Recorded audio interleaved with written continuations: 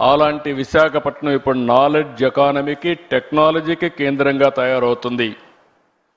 Next year August కంతా Visakhapatnam airport, Bhogapuram international airport వస్తుంది. తొందరలోనే విశాఖపట్నంలో మెట్రో వస్తుంది. ఇదే కాదు, మీరు చూడంగానే మీరు గుర్తుపెట్టుకోండి, one of the most happening place not only in India, ప్రపంచంలోనే మోస్ట్ హ్యాపెనింగ్ ప్లేస్గా విశాఖపట్నం తయారవుతుంది. ఇప్పటి వరకు ఇక్కడ చూసినప్పుడు రక్షణ రంగంలో కీలకమైన తూర్పు నావికాల దళానికి కేంద్రంగా ఉన్న విశాఖపట్నం నేడు టూరిజం సెంటర్ నుంచి ఇన్ఫర్మేషన్ టెక్నాలజీకి మారే పరిస్థితి వస్తూ ఉంది.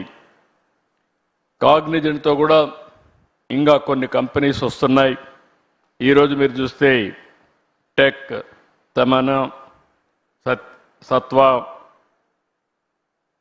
ఇమాజినో what a, Fluent Grid, Motherson Technologies, కార్క్స్ Technosoft, Asian Health Care and నన్రల్ టెక్నాలజీస్, ఇవన్నీ ఒకే రోజు ఫౌండేషన్ వేసుకున్నాం.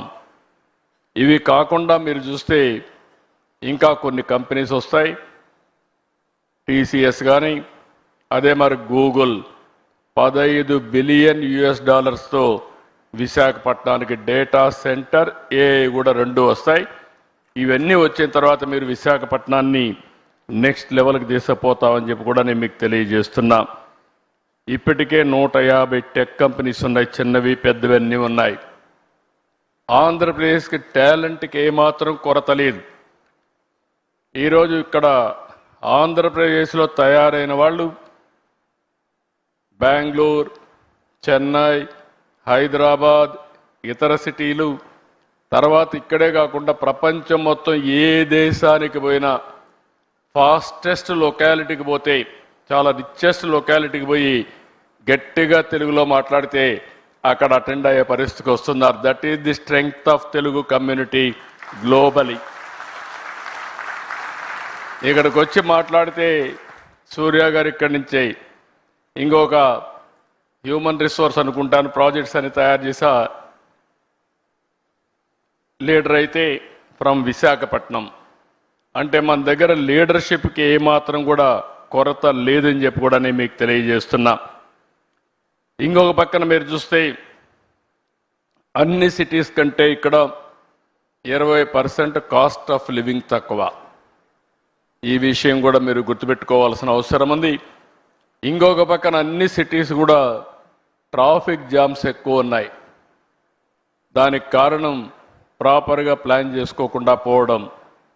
ఒకప్పుడు హైదరాబాద్ సికింద్రాబాద్ ఉంటే దానికి సైబరాబాద్ సిటీని యాడ్ చేయడమే కాకుండా ఔటర్ రింగ్ రోడ్ 165 కిలోమీటర్స్ వేసి రోడ్స్ అన్ని వైడెన్ చేశాం. అందువల్ల Visakhapatnam Hyderabad most liveable city అయింది. ఈరోజు విశాఖపట్నానికి మీటింగ్ అవుతానే విశాఖపట్నం ఎకనామిక్ రీజియన్ కింద ఈరోజు ఈ సిటీని నాట్ ఓన్లీ హైదరాబాద్తో సమానంగా కాకుండా ప్రపంచంలోనే బెస్ట్ లివింగ్ స్టాండర్డ్స్తో ఒక రోజున నా కాన్సెప్ట్ ఒకటే ఆలోచిస్తున్నా, నెట్ జీరో కాన్సెప్ట్ తీసుకొచ్చి విశాఖపట్నాన్ని ఒక సుందరమైన నగరంగానే కాకుండా కాలుష్యం లేకుండా చేసే బాధ్యత కూడా తీసుకుంటాం.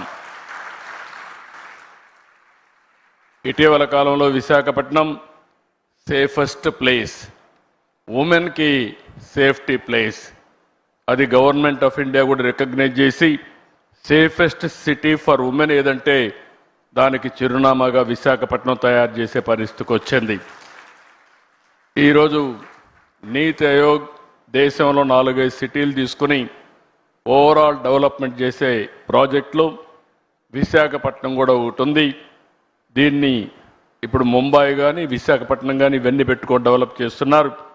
2032కే ఈ ప్రాంతంలో దగ్గర 125 నుంచి 135 బిలియన్ ఆదాయాన్ని వచ్చేట్టుగా ఎకనామిక్ రీజియన్ని